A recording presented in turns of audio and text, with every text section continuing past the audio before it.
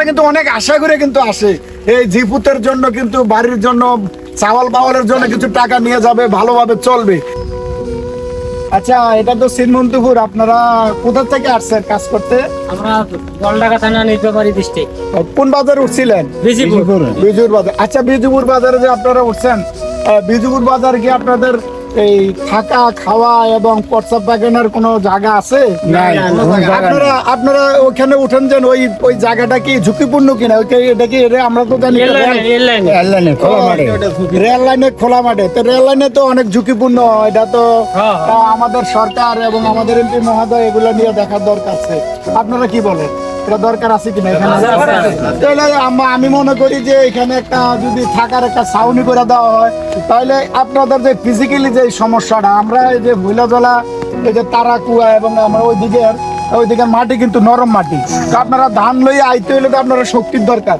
এখন ওইখানে যদি অঘুমা থাকেন, খাওয়া দাওয়া না হয়, দূর দূরান্ত থেকে আসেন, তাহলে আপনাদের শরীরে যদি পর্যাপ্ত শক্তি না থাকে, তাহলে আপনারা এগুলো আনতে হবে। কৃষক যারা আছে তারা তো পর্যাপ্ত পরিমাণ তারা কাজটা বুঝতে পায় না এবং আপনাদের শরীরে দেয় না, তাহলে আমরা দেশের সব মিলিয়ে তো ক্ষতি হইতেছে।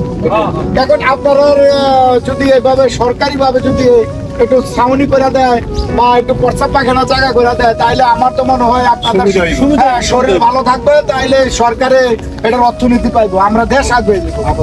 এখন আমি বিলাল মজুমদার, আমি চাইতেছি যে এই যে কামলাগুলা এই যে কাজ করে যারা, তারা কিন্তু আসলে কিন্তু তারা আমাদের এই যে রুজি রুটি, আমাদের এই অর্থনীতি যোগান দেয় কিন্তু তারা।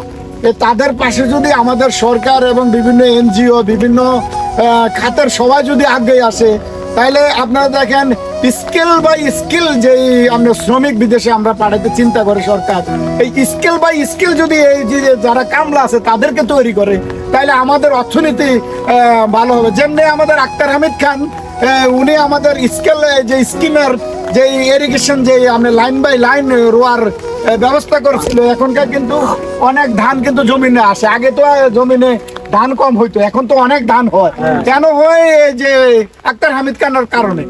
আমরা কিন্তু চাই এই যে যারা কামলা আছে তাদেরকে যেন এই যে বৃষ্টিতে ভিজতেছে, এই যে খাওয়া দাওয়া ঠিক নাই, এই যে ঘুমানো ঠিক নাই এবং তাদের বিভিন্ন সমস্যা, তারা কিন্তু অনেক আশা করে কিন্তু আসে এই জিপুতের জন্য, কিন্তু বাড়ির জন্য, চাওয়াল বাওয়ালের জন্য কিছু টাকা নিয়ে যাবে, ভালোভাবে চলবে।